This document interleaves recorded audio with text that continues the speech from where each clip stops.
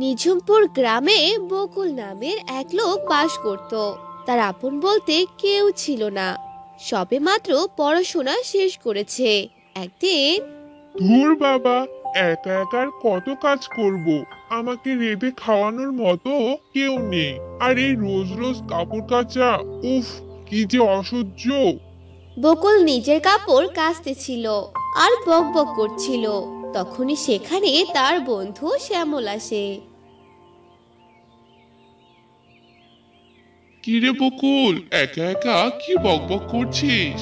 আর বলিস না, আমার কষ্ট কে আর বোঝে। তা তুই এত সেজে গোজে কোথাও যাবি নাকি?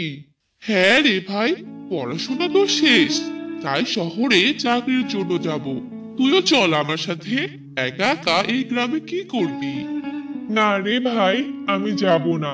আমার বাবা মা নেই তো কি হয়েছে? এই বাড়িতে আমার বাবা মায়ের ছোঁয়া আছে। গ্রামে সবাই আমার আপনজন। এই গ্রাম ছেড়ে আমি কোথাও যাব না। দেখ, যেটা ভালো বুঝিস। কখনো শহরে গেলে আমার কাছে আসিস। আমি চললাম, অনেকটা পথ হেঁটে যেতে হবে। এরপর শ্যামল সেখান থেকে চলে যায়। এভাবে বকুলের দিন কাটতে থাকে। একদিন বকুল বাজার করার জন্য বের হয় আর রাস্তায় হাঁটতে হাঁটতে ভাবতে থাকে। এভাবে আর কতদিন চলবো? কাজ তো কিছু একটা করতেই হবে, কিন্তু কি কাজ করব বুঝতেই পারছি না। কি কাজ করা যায়? এভাবে বকুল কিছুক্ষণ ভাবতে থাকে আর ওর মাথায় একটা বুদ্ধি এসে যায়। আমাদের গ্রামে তো চলার মতো কোনো যানবাহন নেই, সবাই পায়ে হেঁটেই চলাচল করে। আমি তো একটা অটো রিক্সা কিনতে পারি, তাহলে তো সবাই খুব সহজেই চলাচল করতে পারবে। কিন্তু আমার কাছে তো পর্যাপ্ত টাকা নেই। এক কাজ করি, গ্রামের মোড়লের কাছে কিছু টাকা ধার নেই। এরপর বকুল গ্রামের মোড়লের বাসায় যায়। মোড়ল মশাই, মোড়ল মশাই, বাড়িতে আছেন? কে কে ডাকছে? ও বাবা বকুল, তা কি মনে করে আমার বাড়িতে আসলে বাবা? মোড়ল মশাই, আমার কিছু টাকা ধার লাগবে, আপনি কি আমাকে দিবেন? কিছুদিনের মধ্যেই পরিশোধ করে দিব। তা না হয় দিলাম। তা বাবা, তোমার তো কিছুই নেই, টাকা না দিতে পারলে আমি কি করব? মোড়ল মশাই, আপনি চিন্তা করবেন না, খুব তাড়াতাড়ি টাকা পরিশোধ করে দিব। এরপর মোড়ল মশাই বকুলকে টাকা ধার দেয় আর বকুল সেই টাকা দিয়ে একটা অটো রিক্সা কিনে আনে। ব্যাস, একটা কাজ শেষ, অটোটা কিনে ফেললাম। এখন আগে টাকা আয় করে মোড়লের টাকা শোধ করতে হবে। এরপর বকুল কিছু খাবার খেয়ে অটোটা নিয়ে বেরিয়ে পড়ে। কি বাবা বকুল, এটা তুমি কি কিনেছো? কাকিমা, এটা একটা অটো রিক্সা। এটাতে চড়ে এক জায়গা থেকে অন্য জায়গায় যাওয়া যায়। ও তাই নাকি বাবা, আমাকে বাসার সামনে নামিয়ে দিয়ে আসো তাহলে। এরপর বকুল গীতাকে তার বাসার সামনে নামিয়ে দিয়ে আসে। এভাবে বকুল গ্রামের সবাইকে এক জায়গা থেকে আরেক জায়গায় পৌঁছে দেয়। সবাই অনেক খুশি হয়ে তাকে বেশ টাকাও দেয়। বাবা মা, তোমাদের দোয়ায় আমি একটা কাজ করতে পারছি। যাই, এখন আমি বাড়িতে চলে যাই। এরপর বকুল বাড়িতে চলে যায়। এভাবেই কয়েকটা দিন কেটে যায়।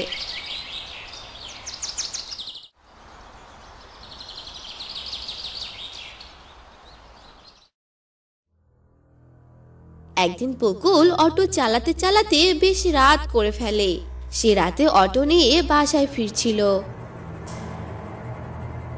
আজ অনেক দেরি করে ফেললাম, তাড়াতাড়ি বাড়িতে যাই। মনে হচ্ছে কেউ যেন সামনে দাঁড়িয়ে আছে। বকুলের অটোর সামনে সুন্দর এক রমণী দাঁড়িয়ে ছিল। এই অটো, দাঁড়াও। এত সুন্দর মেয়েকে দেখে বকুল পুরো অবাক হয়ে যায় আর এক দৃষ্টিতে তাকিয়ে থাকে। এই যে ভাই, কি দেখছেন? আমাকে একটু পৌঁছে দিন না। জি বলেন। আজব লোক, আমাকে একটু পৌঁছে দিন না। কোথায় যাবেন? গাবতলী। ঠিক আছে, উঠে পড়ুন। এরপর বকুল সেই মেয়েটাকে নিয়ে যেতে থাকে আর সে মনে মনে বলতে থাকে, মেয়েটাকে কি জিজ্ঞেস করব তার নাম কি? না, থাক, কিছু যদি মনে করে, না বলেই ফেলি।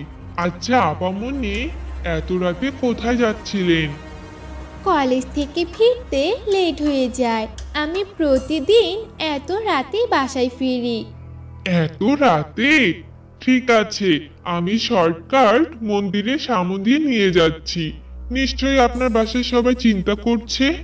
না না, মন্দিরের সামন দিয়ে আমি যাব না, আপনি সোজাই চলুন। এরপর বকুল মেয়েটিকে নিয়ে সোজায় যেতে থাকে।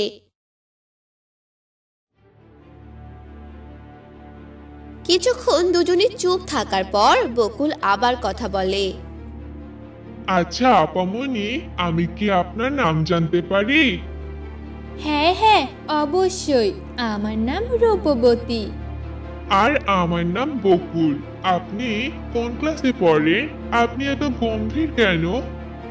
এরপর মেয়েটি আর কোনো কথাই বলে না, কেমন যেন ফুতুরে ফুতুরে। এদিকে বকুল বেশ চিন্তায় পড়ে যায়। এত রাতে একটি মেয়ে বাহিরে, রাস্তা একদম ফাঁকা, একটা মানুষও নেই। মেয়েটি হঠাৎ কথা বলে ওঠে, এই যে ভাই, সামনেই আমার বাসা। উফ বাবা, এত জোরে কেউ বলে? আমি তো চমকেই উঠেছিলাম। আচ্ছা ঠিক আছে। এরপর বকুল মেয়েটিকে তার বাসার সামনে নামিয়ে দেয়। আপনি দাঁড়ান, আমি টাকা নিয়ে আসছি। এরপর মেয়েটি বাসায় যায়। প্রায় 10 মিনিট হয়ে যায়, মেয়েটির ফেরার কোনো নামই নেই। এরপর বকুল তার বাসায় যায়। কেউ আছেন? হ্যালো, কেউ আছেন? কে কে ডাকছে? কে তুমি বাবা?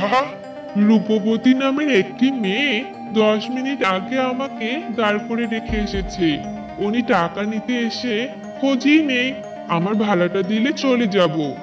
কি বলছো বাবা?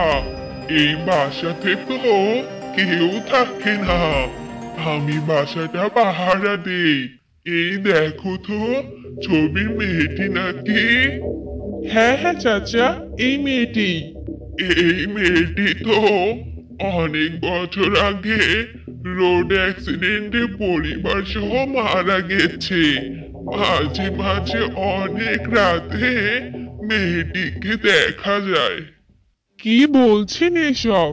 তাহলে তাহলে কি উনি? বকুল মনে অনেক কষ্ট পায়। আসলে তার শেষ রাতের যাত্রীটি ছিল একটি মেয়ের আত্মা, যে বকুলকে দেখা দিয়েছিল। আর বকুল সেই মেয়েটিকে দেখার পর তার মনে এক প্রকার ভালো লাগা তৈরি হয়েছিল।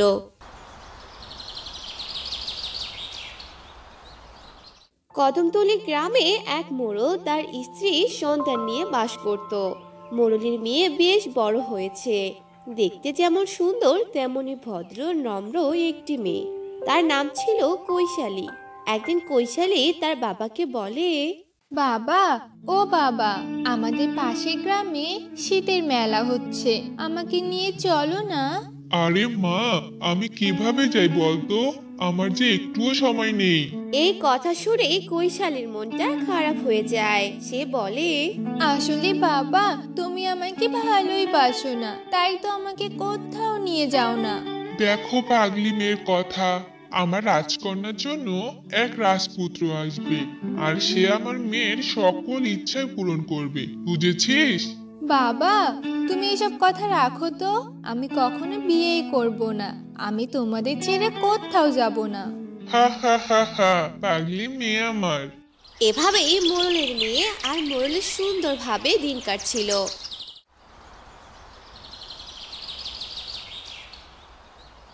মোড়ল তার মেয়েকে অনেক ভালোবাসতো। মেয়ে যেহেতু বড় হয়েছে, অন্যের ঘরে তো পাঠাতেই হবে, তাই মোড়ল তার মেয়েকে বিয়ে দিতে চায়। কি গো, আমাদের মেয়ে তো বড় হয়েছে, এখন তো ওকে বিয়ে দিতে হবে, তুমি কি বলো? হ্যাঁ গো গিন্নি, আমিও তাই ভাবছি। আমাকে তো অনেকেই বলে রেখেছে। আচ্ছা গিন্নি, কাল মেয়েকে দেখতে আসবে, তুমি সবকিছুর ব্যবস্থা করে রাখিও।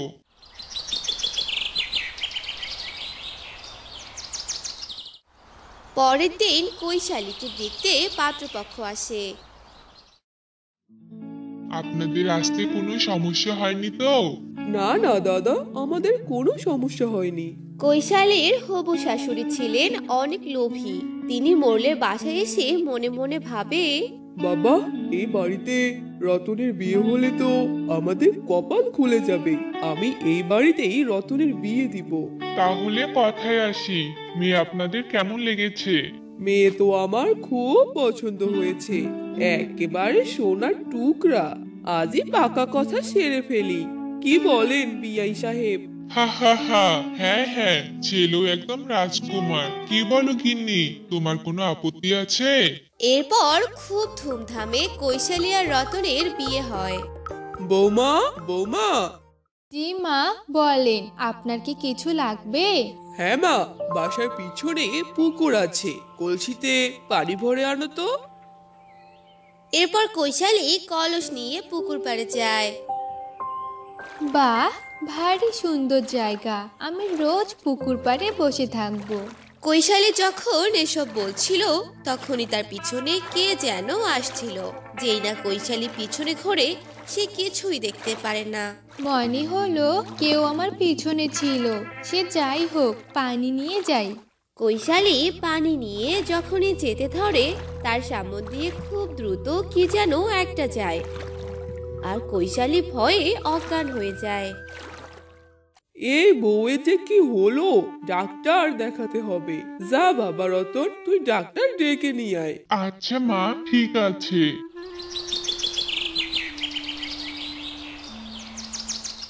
এরপর রতন রাতে স্ত্রীকে ডাক্তার দেখায়, কৈশালী সুস্থ হয়ে যায়। একদিন অনেক দিন থেকে সাজি না, আজ একটু সাজগোজ করি। এ কথা বলার পর কৈশালীর পিছনে আবার শব্দ হয়। কে কে ওখানে? কে আপনি? কৈশালী একটা সাদা কাপড় পরা মেয়েকে দেখতে পায়, আর তার পিছন পিছন পুকুর পাড়ে আসে। কে? দাঁড়ান বলছি। সাদা কাপড় পরা মেয়েটি দাঁড়িয়ে যায়। যেই না কৈশালীর দিকে তাকায়, ভূত ভূত ভূত। ভয় পেও না, তুমি ভয় পেও না, ভূত। আমি তোমার কোনো ক্ষতি করব না, তুমি ভয় পেও না। তোমার সাহায্য আমার যে বড্ড প্রয়োজন, আমাকে তুমি সাহায্য করলে আমি তোমার কিচ্ছু করব না। সাহায্য? কি সাহায্য? এ কথা বলতেই রতন পিছন থেকে কথা বলে ওঠে। কৈশালী, তুমি এ সময়ে পুকুর পাড়ে কি করছো? চলো, ঘুমাবে চলো। এভাবেই সেদিনের রাতটি কেটে যায়।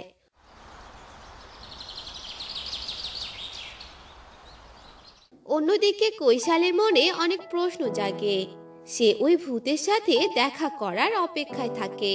হঠাৎ তার রুমে সেই ভূতটি আসে। ভূত তুমি?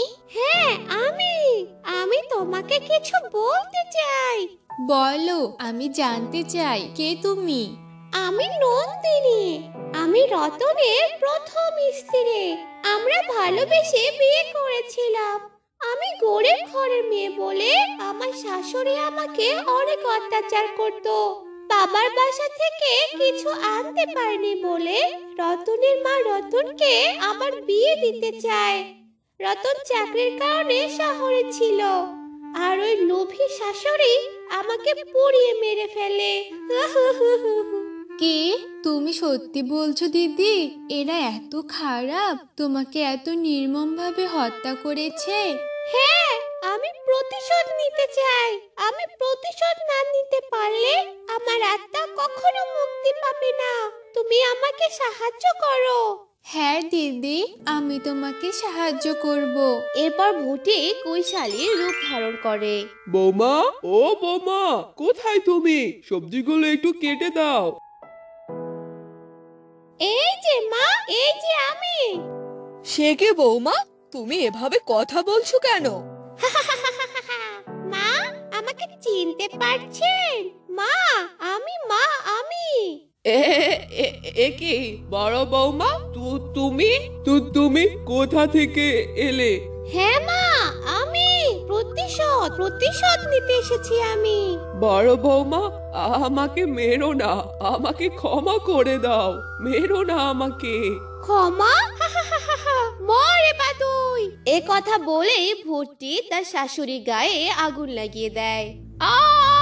মরে গেলাম রে, বাঁচাও।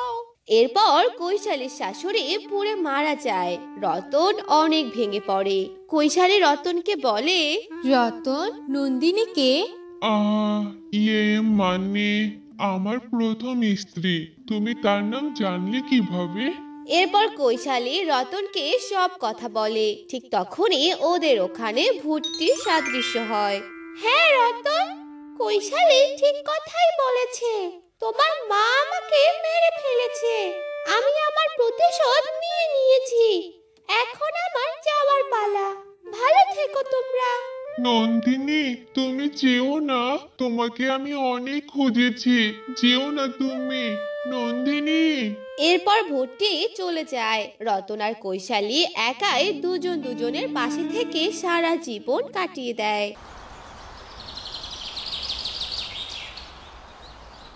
অনেকদিন আগের কথা, একটি গ্রামে এক বুড়ি থাকতো। সে একাই একটি বাড়িতে থাকতো। সেই বুড়ি ছিল অনেক বড় লোক আর অনেক কিপটেও ছিল। কাউকে কখনো সাহায্য করতো না। সে একাই রান্না করে খেত। একদিন রাতের বেলা, যাই রান্নাটা করেই ফেলি, খুব খিদে পেয়েছে। বুড়ির একটি ছোট রান্নাঘর ছিল। বুড়ি সেই রান্নাঘরেই রান্না করত। তারপর সেই বুড়ি রান্নাঘরে চলে গেল আর রান্না করতে লাগলো। বাবা, রান্নাটা বেশ দারুণ হয়েছে। যাই ঘরে গিয়ে খাবারটা খেয়ে নেই। এই বলে সেই বুড়ি খাবার খেয়ে নিল আর তারপর ঘুমিয়ে পড়লো। আর সে বুড়ির বাড়ির গাছে একটি শাকচুন্নি থাকতো। সে সেখানে 2 বছর থেকে থাকতো। আর একদিন শাকচুন্নি বলতে লাগলো, আরে, এই বুড়ি তো দেখছি অনেক কিপটে, কখনো কাউকে সাহায্য করে না। এই বুড়িকে তো একটু ভয় দেখাতেই হয়। এই বলে শাকচুন্নি সেই বুড়ির বাড়িতে গেল আর রান্নাঘরে ঢুকে পড়লো আর ওখানেই থাকতে লাগলো। কাল সকালে যখন বুড়ি রান্না করার জন্য আসবে, তখনই সেই বুড়িকে ভয় দেখাতে হবে। এই বলে শাকচুন্নি সেখানেই থাকলো।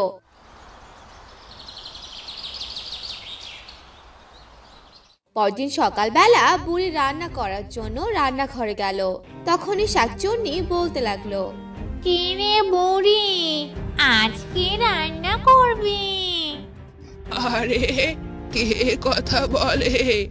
আরে বুড়ি, পিছনে তো তাকা, তাহলে তো দেখতে পারবি কে কথা বলছে। এ কথা শুনে বুড়ি পিছনে তাকালো। তখনই শাকচুন্নিকে দেখতে পেল আর দেখার সাথেই অজ্ঞান হয়ে গেল। তখন শাকচুন্নি বলতে লাগলো, আরে আরে, এ দেখি আমাকে দেখে অজ্ঞান হয়ে গেল। এখন আমি কি করব? এই বলে শাকচুন্নি বুড়িকে তার ঘরে নিয়ে গেল আর তারপর সেই গাছে গিয়ে বসে পড়লো। এভাবেই অনেকদিন চলে গেল। একদিন সেই বুড়ির সন্তান চলে এলো। মা, মা, এই দেখো, আমরা চলে এসেছি। আরে, তোরা চলে এসেছিস, খুব ভালো করেছিস। আজকে থেকে তোরা এখানেই থাকবি। হ্যাঁ মা, আজকে থেকে আমরা এখানে থাকবো। তুমিও এখন অনেক অসুস্থ। হ্যাঁ হ্যাঁ, খুব ভালো করেছিস।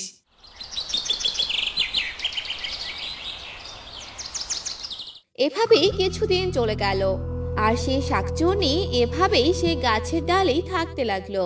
একদিন সেই বুড়ির ছেলেগুলো বলতে লাগলো, ভাইয়া আমরা এখানে আর কতদিন থাকবো? আরে আর বেশি দিন থাকবো না। মায়ের এই বাড়িটুকু বিক্রি করব, আর সেই টাকা নিয়ে তুই আর আমি ভাগ করে নেব। হ্যাঁ ভাইয়া, তুমি একদম ঠিক কথাই বলেছো। আমারও টাকার খুব প্রয়োজন এখন। বাড়িটা তাড়াতাড়ি বিক্রি করে দিতে হবে। তারা দুই ভাই বোনের সব নিয়ে কথা বলতে লাগলো। তখনই সেই শাকচুন্নি এসব কথা শুনতে পেল আর বলল, ও তাহলে এই ব্যাপার। এই বুড়ি ছেলে মেয়ে দুটো তো অনেক খারাপ। এই বুড়ি সব সম্পত্তি নিতে যাচ্ছে। না না, এটা আর কখনোই হতে দেওয়া যাবে না। সব সম্পত্তি নিয়ে নিলে তো এই বুড়ি অনেক অসহায় হয়ে পড়বে। আমাকে কিছু একটা করতেই হবে। এই বলে শাকচুন্নি বুড়ির রান্নাঘরে ঢুকলো আর বলল, আমি এখন থেকে এই রান্নাঘরেই থাকবো, তাহলে ওদের সব কথা শুনতে পারবো। তারপর থেকে শাকচুন্নি বুড়ির রান্নাঘরে থাকতে লাগলো আর সব কাহিনী শুনতে লাগলো। আমরা তাহলে কালকে মাকে বলবো, আর এই জায়গাটুকু বিক্রি করার কথা বলতে হবে। এই বলে তারা সেদিন রাতে ঘুমিয়ে পড়ল। পরদিন সকালবেলা, মা, তোমার এই বাড়িটা তো অনেক পুরনো হয়ে গেছে। তোমার এই বাড়িটা বিক্রি করলে কেমন হয় বলো তো? আর এটা বিক্রি করার পর তোমাকে আমাদের সাথে নিয়ে যাব। এসব তুই কি বলছিস বাবা? এই বাড়ি তুই বিক্রি করবি? হ্যাঁ মা, বিক্রি করে দাও। এই বাড়ি আর কয়দিন পর তো কেউ কিনতেও চাইবে না। হ্যাঁ বাবা, তোর যা ভালো হয় তাই কর। আচ্ছা মা, ঠিক আছে, তাহলে কালকেই একজন এই বাড়িটা দেখতে আসবে। আচ্ছা বাবা, ঠিক আছে। ও তাহলে এই ব্যাপার। কালকে এখানে একজন আসবে বাড়ি দেখার জন্য। তাহলে আসুক, দেখি কে আসতে পারে। আমিও কাউকে এ বাড়ি কিনতে দিব না।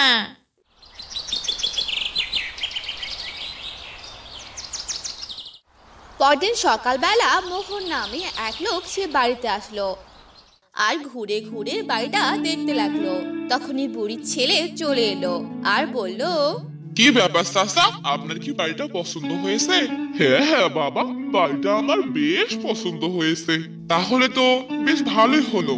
তাহলে আপনি আরো ভালো করে দেখেন, আমি আসছি। তারপর মোহন সে বাড়ি দেখতে লাগলো আর তখনই তার সামনে শাকচুন্নি হাজির হলো।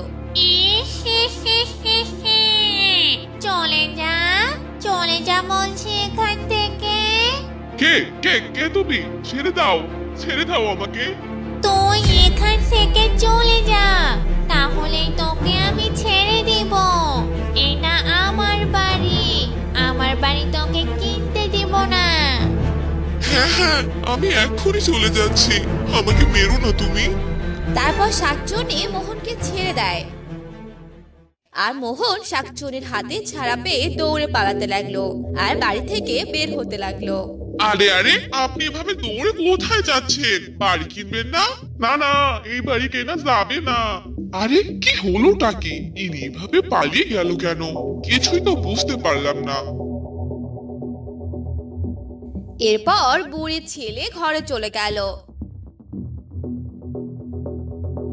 সেই মোহন গ্রামের সবাইকে এ খবর জানিয়ে দিল যে বুড়ির বাড়িতে শাকচুন্নি আছে। তাই আর কেউ বুড়ির বাড়ি কিনতে এলো না। আর একদিন বুড়ির ছেলে মেয়ে চুপি চুপি বলতে লাগলো, এসব কি হয়ে গেল ভাইয়া? ভাবলাম বাড়িটা বিক্রি করে সব টাকা আমরা নিয়ে যাব, কিন্তু এখন তো বাড়িটাও বিক্রি করতে পারলাম না। হ্যাঁ, তাই তো দেখছি। মনে হয় বাড়িটা আর কেউ কিনবে না। বাড়িটা কেউ না কিনলে তো টাকাও পাবো না। আর ভেবেছিলাম আমার সাথে মাকে নিয়ে যাব, কিন্তু এখন আর নেওয়া হবে না। তুমি বরং মাকে নিয়ে যাও। না না, আমিও আর মাকে নিব না। বুড়ির দুই সন্তান এসব নিয়ে কথা বলতে থাকে। তখনই বুড়ি সব কথা শুনে ফেলে আর বলে, ও তাহলে এই ব্যাপার, আমার সন্তানেরা আমাকে চায় না, আমার টাকাকে চায়। হায় রে আমার কপাল। এই বলে বুড়ি তার ঘরে গিয়ে মন খারাপ করে বসে থাকে। তখনই সেই শাকচুন্নি বুড়ির সামনে আসে আর বলে, তুই কোনো চিন্তা করিস না বুড়ি, তোর এই সম্পদ তোরই থাকবে, কেউ নিতে পারবে না। আমি থাকতে এটা কখনোই হতে দিব না। শাকচুন্নি, ভূত ভূত। আরে বুড়ি, চেঁচাস না, আমি তোর কোনো ক্ষতি করব না। তারপর শাকচুন্নি সব কথাগুলো বুড়িকে বলে দেয়। এসব শুনে বুড়ি কাঁদতে থাকে আর বলে, তুই কান্না করিস না, তোর সন্তানদের আমি এখান থেকে বের করে দিব। এই কথা বলে শাকচুন্নি চলে যায়। আর একদিন রাতে বুড়ির সন্তানদের ভয় দেখায়। আর সকালবেলা বুড়ির ছেলে বলে, মা, আমরা আর এখানে থাকবো না, কাজের অনেক চাপ পড়ে গেছে। তুমি ভালো থেকো, আমরা এখনই চলে যাব।